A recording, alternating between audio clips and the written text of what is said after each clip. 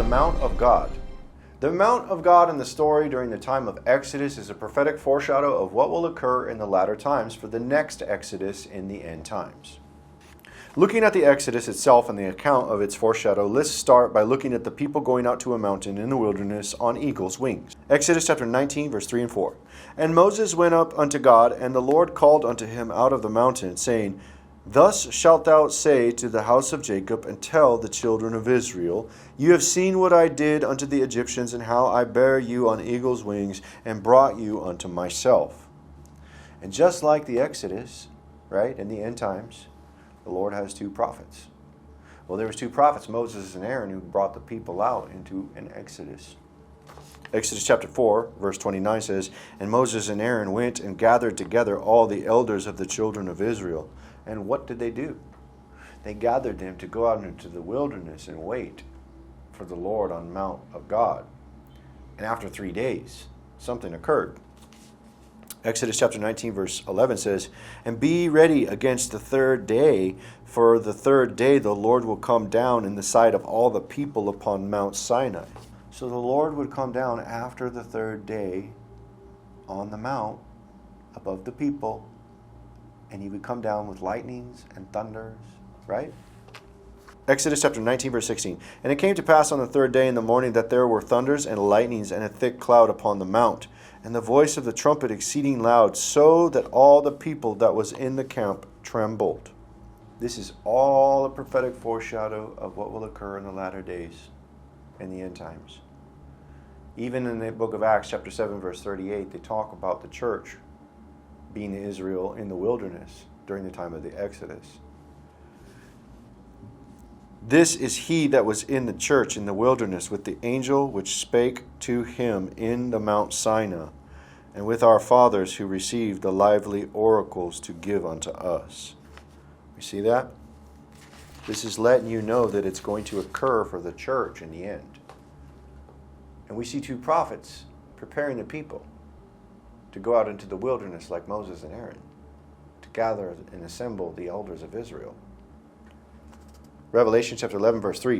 And I will give power unto my two witnesses, and they shall prophesy 1,260 days, clothed in sackcloth. 1,260 days. The amount of time that will be required for the woman to exodus out into the wilderness, to take Israel out into the wilderness, to the mount, to wait for the Lord. Revelation chapter 12, verse 6. And the woman fled into the wilderness, where she hath a place prepared of God, that they should feed her there 1,260 days. And just like the eagle's wings that were given when they would go out to the mount on the Exodus, the church will likewise be given two eagle's wings by the Lord for the next Exodus.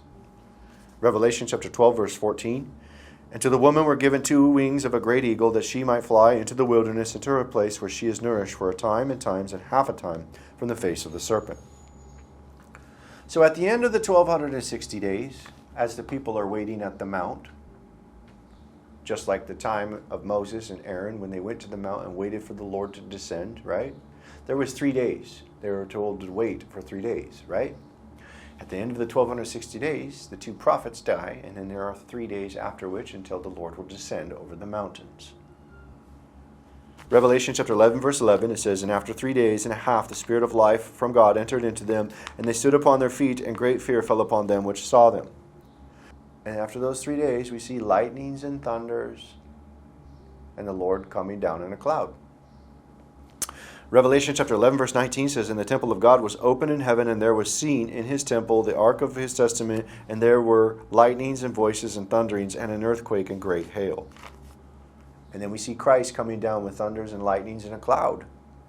Revelation chapter 14, verse 14 says, And I looked, and behold, a white cloud, and upon the cloud one sat like unto the Son of Man, having on his head a golden crown, and in his hand a sharp sickle. So, third day after killing the two prophets, the Lord comes down in a cloud in the sight of the people in the wilderness at Petra. Just like the third day, the Lord came down at the people of Mount of God in the wilderness on the first Exodus with thunders and lightnings. And this is all prophetic foreshadows that will occur, that were written in the time of Moses, that will occur in the time of the end. The same God of the Bible, the same God, the same one that was written of old, is the same one today. It's the same yesterday, today, and forever. And this is the prophecy of the Mount of God.